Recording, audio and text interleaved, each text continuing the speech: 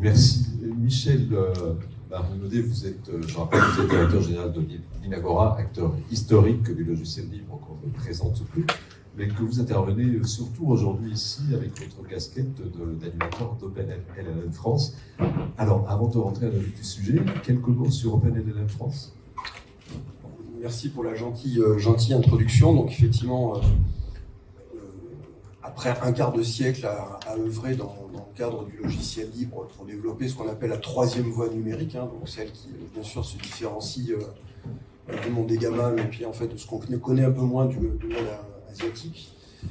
L'idée en fait dans le domaine de l'IA générative, c'était de lancer en fait une association, donc une communauté, donc qui s'appelle OpenLLM France, qui a été initiée en fait en juin 2023. Et l'objectif de cette communauté, c'est de développer de la diversité dans le domaine de l'IA générative, avec un objectif, c'est d'entraîner un ou des modèles d'IA génératif 100% open source, donc on pourra revenir en fait sur cette définition, et avec d'autres caractéristiques. Alors pourquoi en fait on veut faire de l'open source?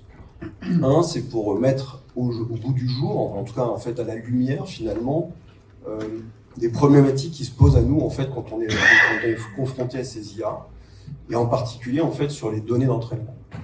Et donc en publiant sous licence libre et donc de façon publique en fait les données d'entraînement, et ça donne beaucoup plus de confiance et de garantie finalement dans les cas d'usage qui vont être visés. Premier élément. Deuxième élément, donc aussi pourquoi en fait on fait de l'open source, c'est aussi pour essayer de mutualiser, parce que tout ça en fait a des impacts et des coûts qui sont extrêmement dommageables, en particulier pour l'environnement, quand on entraîne des modèles. Et donc, globalement, c'est aussi ça qu'on recherche. Donc, concrètement, actuellement, nous sommes en train d'entraîner en fait un modèle qui s'appelle Lucie, qui est en fait un modèle qui sera 100% open source, qui sera certainement un des premiers en fait au monde, puisque en fait, il aura une licence d'utilisation commerciale sans restriction. Et qui a été entraîné en fait avec un rééquilibrage finalement de ce qu'on trouve dans les principaux modèles, puisque globalement notre modèle est entraîné avec, je vous donne en fait quelques proportions, donc à peu près 30% de français, 30% d'anglais, 20% de code et de documents mathématiques pour lui apporter une capacité de raisonnement, et les 10 derniers pourcents sont en fait une expérimentation pour voir comment en fait on peut optimiser l'intégration d'autres langues, et on s'est concentré sur les 3 autres langues majeures principales qu'on trouve en Europe, que sont l'italien, l'espagnol et l'allemand. Et donc l'objectif de ça, c'est de fabriquer des petits modèles, donc les fameux SLM, donc on n'est pas à la course des puissances vis-à-vis des LLM que nous proposent en fait les gens américains. Alors pourquoi on fait des SLM? Tout simplement parce que ça nous permet d'être plus sobre, plus efficace, d'être plus respectueux en fait de l'environnement.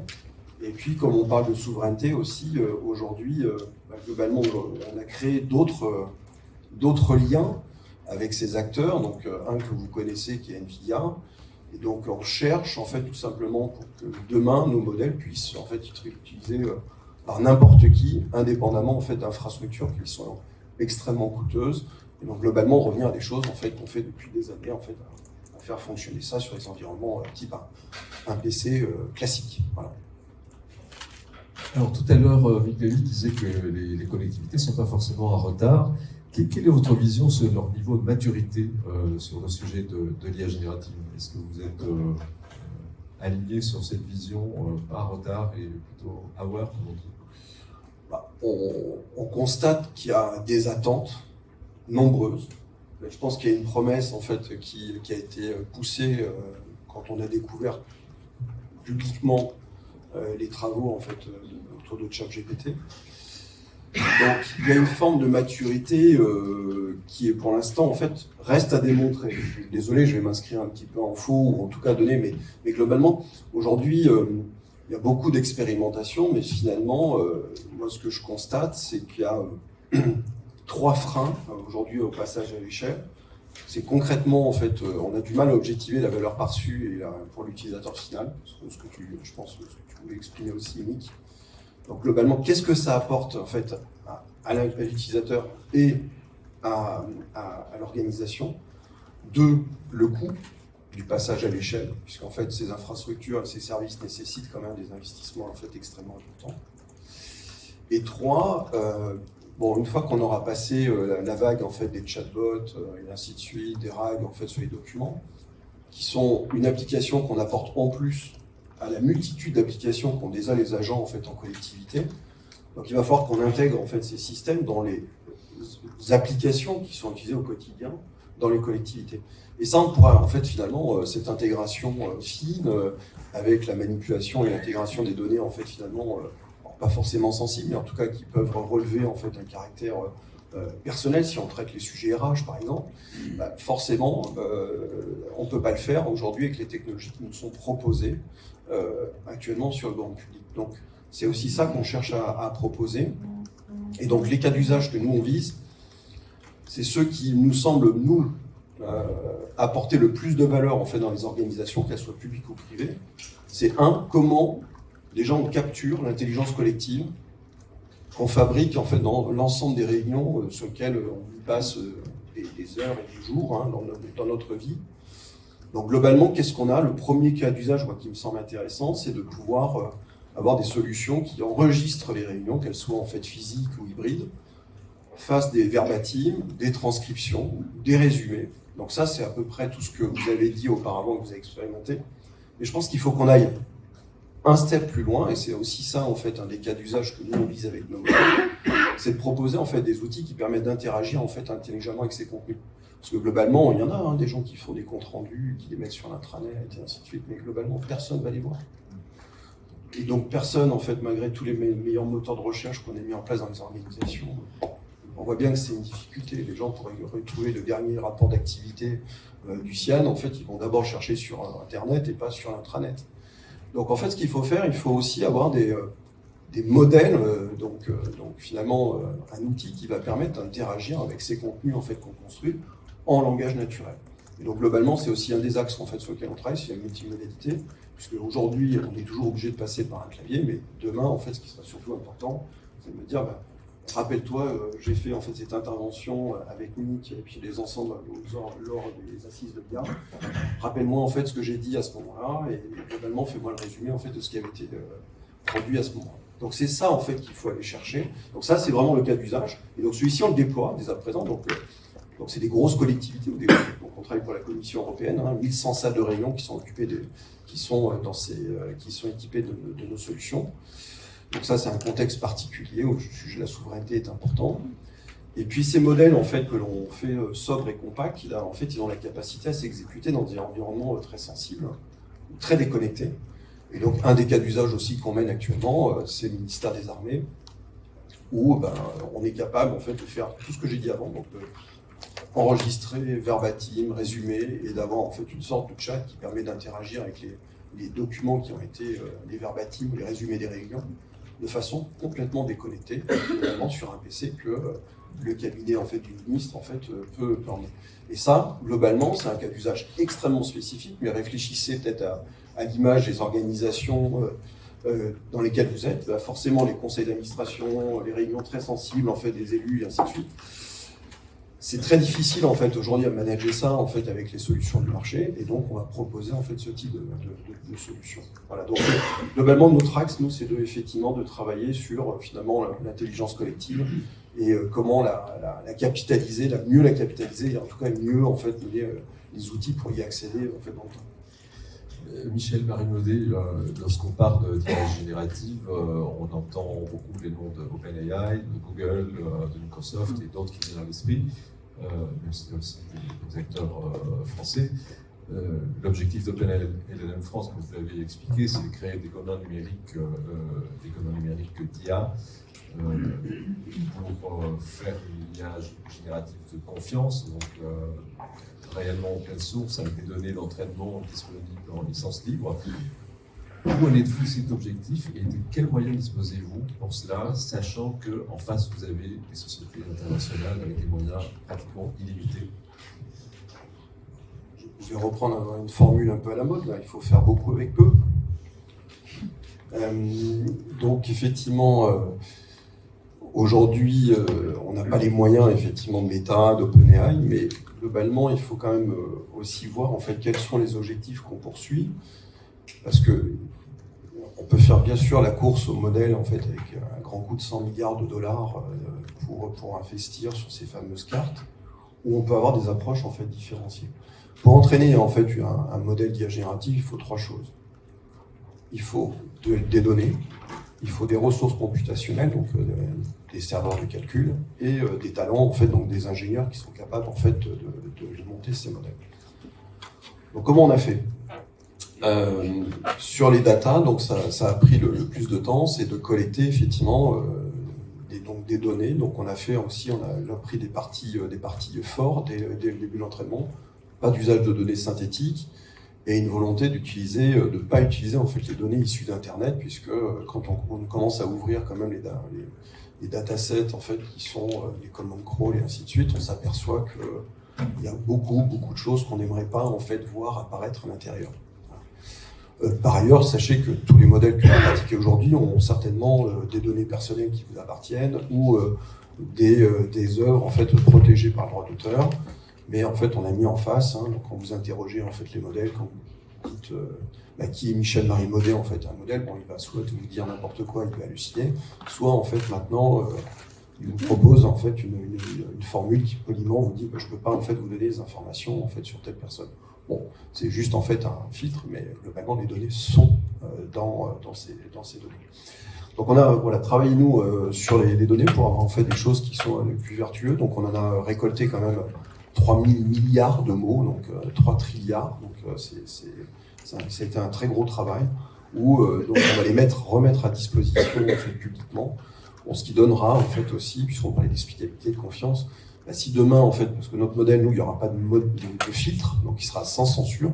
Donc si vous posez la question de quel est le numéro 6, le 06 de MIC, et s'il sort, ça veut dire qu'effectivement il aurait bien été présent dans notre dataset, mais on pourra aller retourner en fait à la source et comprendre en fait d'où vient cette donnée et pourquoi en fait elle est dans le modèle. Première chose. D'un coup, j'ai peur. Deuxième chose, sur les ressources computationnelles, donc on disait 45 000 € la carte, effectivement c'est très cher. Donc c'est pour ça qu'on a fait une communauté ouverte, parce que finalement quand vous faites une communauté ouverte, vous intéressez du monde. Donc le monde scientifique, académique, et globalement en fait ce qu'on poursuit comme objectif, aujourd'hui ça intéresse la recherche. Et donc très vite, ça nous a mis en contact avec les gens qui s'occupent des moyens de calcul en fait, nationaux, donc une entité qui s'appelle le GENSI. Et vous avez forcément entendu parler de cette fameuse machine Jean-Zay, donc un super calculateur. Il y en a d'autres en France, mais nous on entraîne sur Jean-Zay en fait actuellement. Et donc concrètement aujourd'hui, du fait que donc on ait participé à un challenge et le fait qu'en fait on publie nos résultats et qu'il y a la publication académique associée, on a accès à ces ressources gratuitement.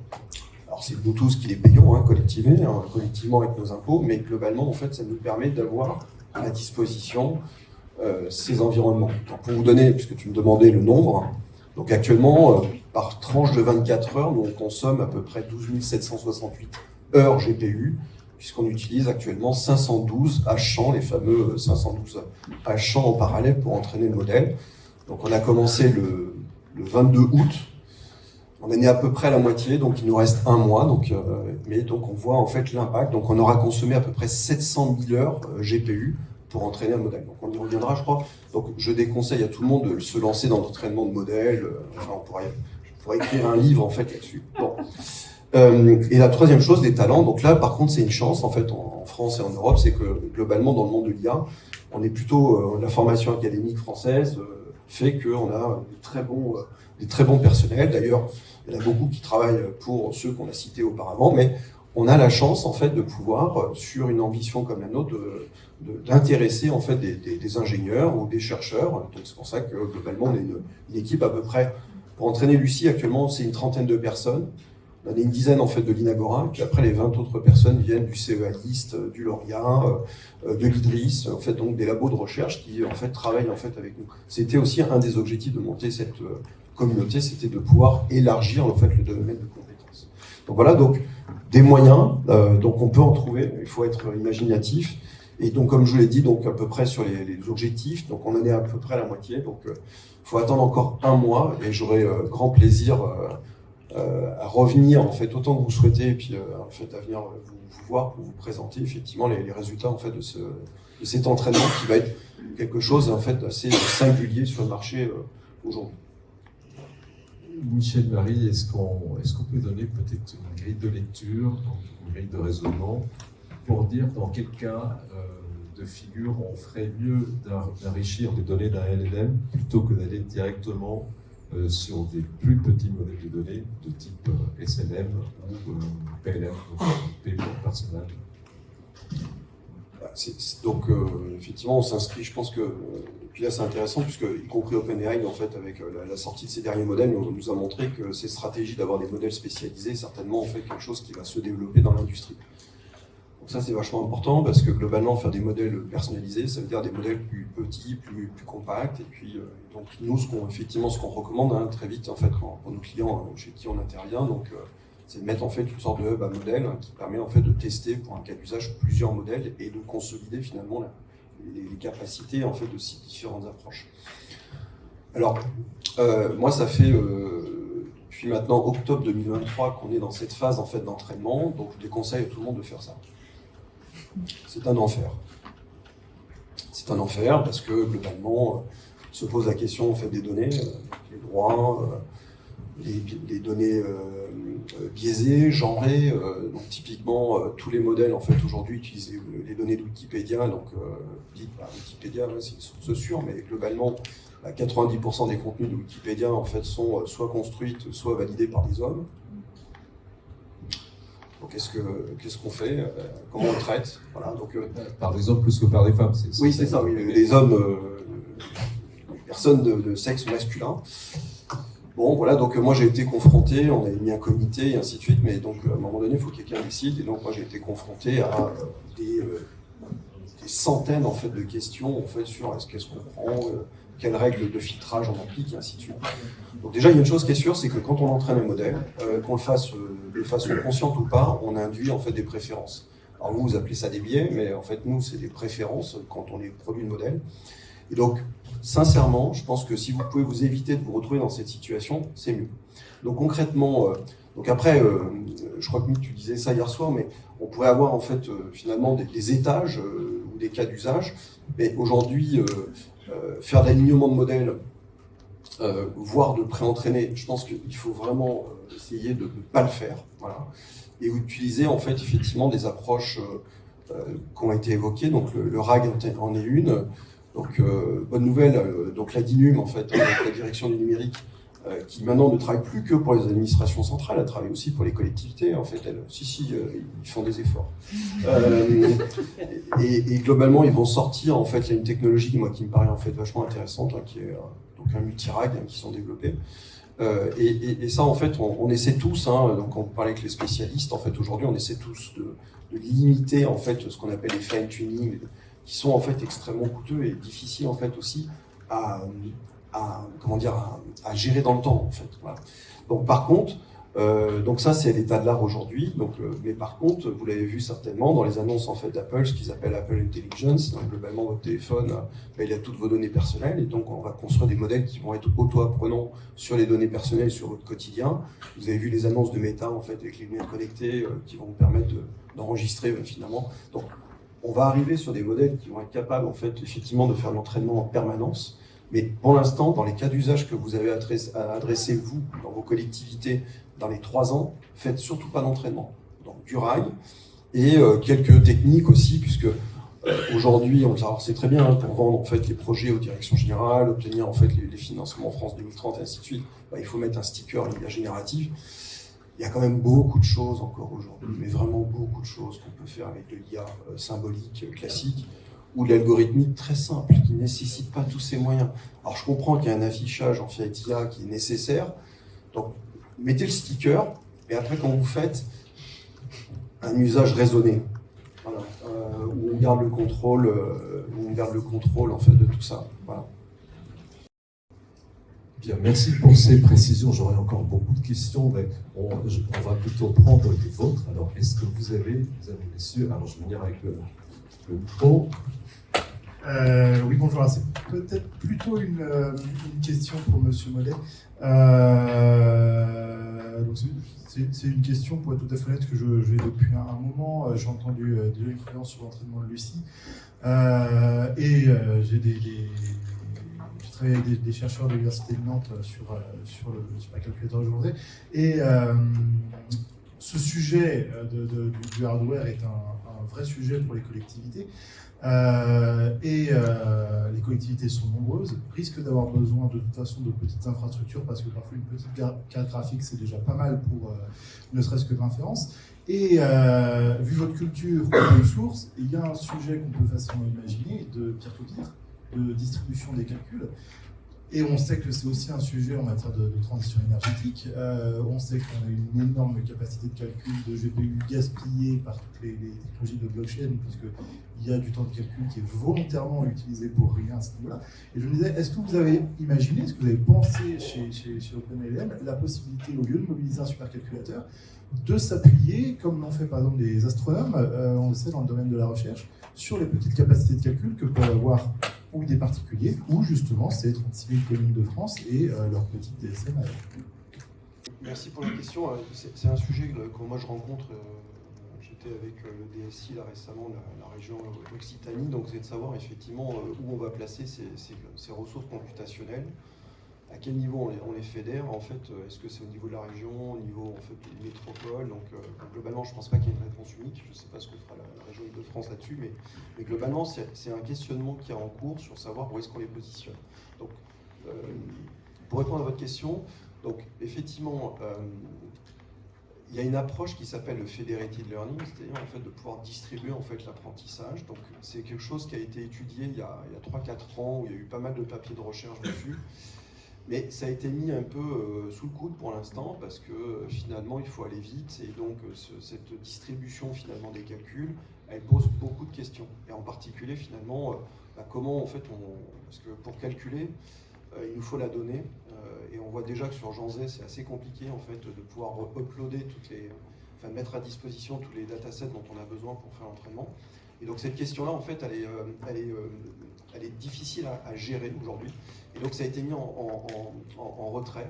Mais par contre, je suis persuadé qu'avec l'avènement des petits modèles et donc les PLM, les fameux Personal Language Models, où on va faire de l'entraînement finalement au quotidien avec des ressources en fait finalement qui seront dans notre téléphone, cette notion en fait de federated learning va réapparaître. Et donc très certainement, alors on ne verra pas comme ça a été fait effectivement par les astronomes la distribution des calculs, mais globalement aujourd'hui en fait vous avez la puissance déjà sur les téléphones que je pense qu'on a à peu près tous là actuellement, on a la puissance en fait pour déjà continuer à entraîner un modèle pré-entraîné. Et donc c'est ce qui va en fait se passer. Donc la distribution elle passera surtout par la distribution sur mobile. Bien, merci.